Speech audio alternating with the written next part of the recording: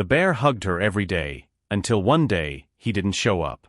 Anna never imagined that her life would change on that cold spring morning. The forest behind her cabin was still wet with dew, and a thin fog curled around the pines when she heard a faint, desperate cry.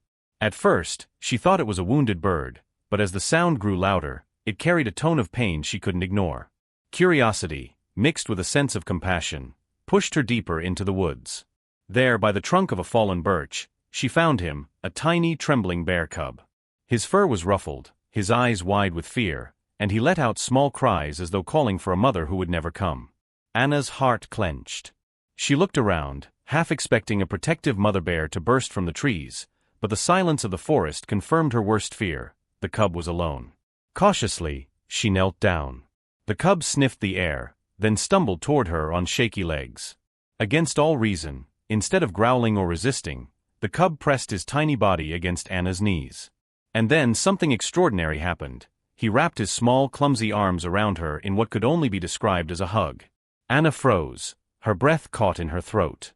She could feel his tiny heartbeat against her leg, his fur damp from morning mist. Slowly, she placed her hand on his back, and the cub whimpered softly, as if relieved to finally find comfort. That day marked the beginning of something no one could have predicted. Anna carried the cub back to her cabin, wrapped him in a blanket, and gave him warm milk. From that moment on, the cub followed her everywhere. And every morning without fail, he would rise on his hind legs and hug her tightly, a simple gesture that bound them together in a way words could never capture. What Anna didn't know then was how much those hugs would mean, and how one day, their absence would break her heart. Days turned into weeks, and weeks into months. What began as a fragile bond between a frightened cub and a kind-hearted woman soon grew into a daily ritual of love. Every morning, just as the sun painted the forest in shades of gold, the bear, whom Anna had lovingly named Bruno, would shuffle to her door. He would rise on his hind legs, stretch out his arms, and press himself against her with a hug so genuine it could melt even the hardest heart. At first, Anna laughed at the oddity of it. "A bear that hugs," she would whisper to herself, shaking her head in disbelief. But as time passed, those hugs became the highlight of her day. They weren't just gestures of affection, they were promises. Promises that she wasn't alone in the quiet woods. Promises that kindness could create a bond stronger than fear. Bruno grew quickly. His once fragile frame became strong and muscular, his soft whimpers replaced by deep rumbles. Yet, despite his size, he never forgot the warmth of their ritual. Each hug was careful, almost gentle, as if he knew his own strength and feared hurting the one who had saved him. The villagers, however, were not so easily charmed. They watched from a distance, whispering about the strange friendship. Some called it a miracle, others called it dangerous. "Bears belong in the wild," one man muttered. "One day, he will turn on her," another warned. But Anna ignored them. She believed in Bruno, and every time his big brown eyes softened as he leaned in for his morning hug, her faith only deepened. To her, Bruno wasn't just a bear. He was family. Little did Anna know this routine, so comforting and unshakable, would soon be tested in a way that would change her life forever. By the time 2 years had passed, Bruno had grown into a magnificent young bear. His thick coat gleamed in the sunlight, and his towering frame often startled those who caught sight of him. But to Anna, he was still the same cub who had clung to her knees for comfort. Every morning, like clockwork, he lumbered to her cabin and gave her the hug that had become their unspoken language of love. Yet not everyone shared Anna's trust. The villagers' whispers grew louder. "Anna's playing with fire," said one neighbor. "Wild is wild. One day, that bear's instincts will take over," another insisted. Some even pleaded with her. "You've given him enough. Let him go before it's too late." Anna listened, but shook her head. She had seen the truth in Bruno's eyes.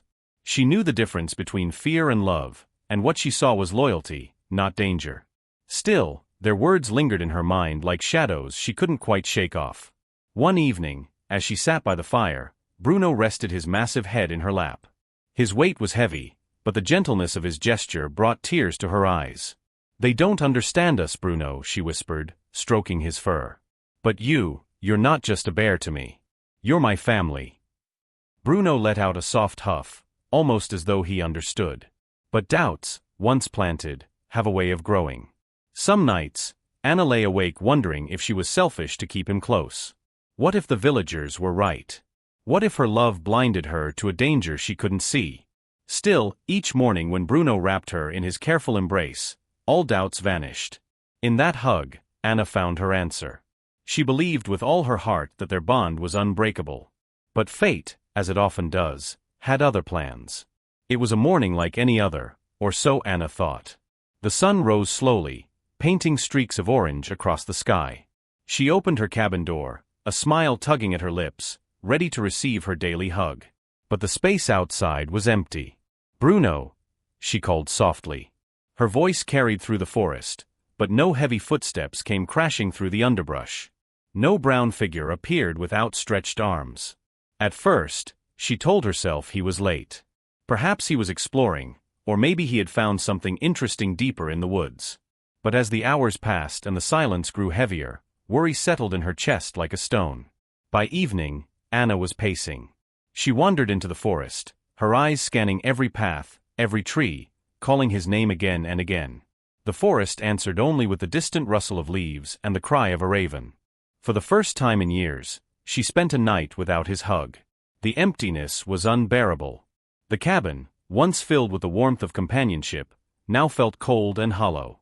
Anna sat by the fire, clutching the blanket Bruno used to drag around as a cub. Tears streamed down her face. "Where are you, Bruno?" she whispered into the darkness. The villagers noticed his absence too. Some shook their heads. "It was bound to happen," they said. "He's a wild creature, he's gone back to where he belongs."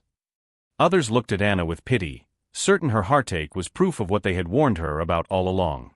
But Anna refused to accept it. Deep down, she knew Bruno hadn't simply abandoned her. Something had happened. The silence of that missing hug echoed louder than any warning the villagers had ever given. And Anna vowed that she would not rest until she found him. Days turned into weeks, and still, Bruno did not return. Each morning, Anna opened her cabin door, hoping to see his familiar silhouette waiting with open arms. But the forest greeted her only with silence. The villagers grew bolder in their warnings. "Accept it, Anna," one woman said gently. "He's gone." Another muttered more harshly, "You can't tame the wild. Better this way than the bear turning on you." Anna nodded politely, but her heart refused to surrender. She could not believe that Bruno, who had hugged her every day for years, would simply disappear without reason. Every night, she replayed their last hug in her mind, searching for a sign she might have missed. Had he been weaker? Sadder? Was he trying to tell her something? Her cabin felt emptier than ever. She found herself setting out food by the edge of the forest, just in case he returned. Some mornings, the food remained untouched, and her heart sank. Other mornings, the food was gone, but no tracks remained, leaving her torn between hope and despair. Seasons began to change. The leaves turned golden and fell, blanketing the ground.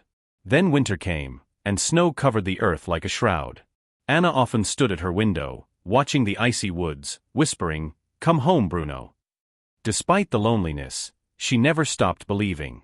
She refused to move on, holding on to the bond they had built. For her, Bruno wasn't just a bear. He was her family, her companion, her protector. And family doesn't just disappear. Still, the weight of waiting took its toll. The world around her grew quiet, yet her heart thundered with a single unshakable truth. If Bruno was out there, he would find his way back to her. And one day, when she least expected it, the truth would be proven in the most extraordinary way. It was a crisp spring morning when Anna opened her door, not expecting anything except the usual quiet of the forest. The air was fresh, carrying the scent of thawing earth and blooming wildflowers. She stood on the porch for a moment, letting the sun warm her face, when suddenly, a sound froze her in place. A low, familiar huff. Her heart leapt. Slowly, she turned her head, and there he was. Bruno. But he was no longer the bear she remembered.